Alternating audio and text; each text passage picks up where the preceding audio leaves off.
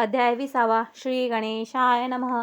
जय जयाजी करुणाकरा, जय जयाजी यतिवरा, भक्तजन संतापहरा, सर्वेश्वरा गुरुराया. वर्णिता समर्थांचे गुण, नाना दोष होती दहन. सांगता एकता पावन, वक्ता श्रोता दोघेही. असो कोणे एके दिवशी इच्छा धरुणी मानसी. गृहस्थ एक दर्शनासी समर्थांच्या पातला. करुणिया श्रींची स्तुती माथा ठेवी तिला चरणांवरती. तेव्हा समर्थ त्या तेवती हास्यवदन करुणी.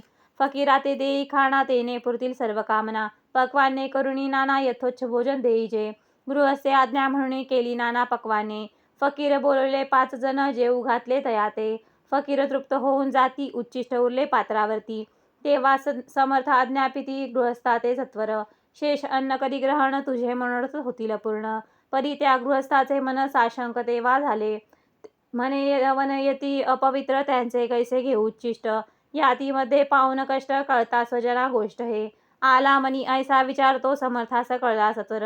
म्हणती हा अभाविक नर, कल्पना चिती याचिया. इतक्या माझी साहजिक, कोणी भ्रमिष्ठ गृहस्थ एक. येऊन स्वामी सन्मुख स्वस्थ उभा राहिला. दारिद्र्यग्रस्त झाला म्हणून भ्रमिष्ठ फिरे रात्रंदिन. द्रव्य मिळावया साधन, त्याजवळी नसे परी. त्यासी देखून समर्थ म्हणती हे उच्चिष्ट घे त्वरित. तो निश्चंक मनात पात्रावरी बैसला. त्यासी बोलले समर्थ, तू मुंबापुरी जा सत्वरित. सफल होतील मनोरथ, द्रव्यप्राप्ती होईल. स्वामी वचनी भाव धरला, तत्काळ मुंबईसी आला. उगाची भटको लागला, द्रव्य मिळेल म्हणून.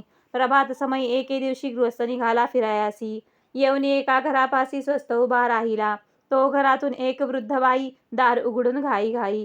बाहेर येऊन या पाही गृहस्थ पडला दृष्टीसी. तिने बोलविले त्याला, आसनावरी बैसविले.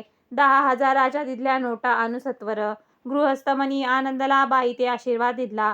द्रव्य लाभ होता आला, शुद्धीवरी सत्वर.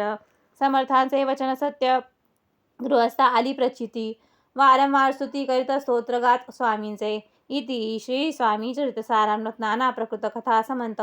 सदा एकोत भाविक भक्त. 20वा अध्याय गोढा. श्रीरस्तु शुभं भवतु.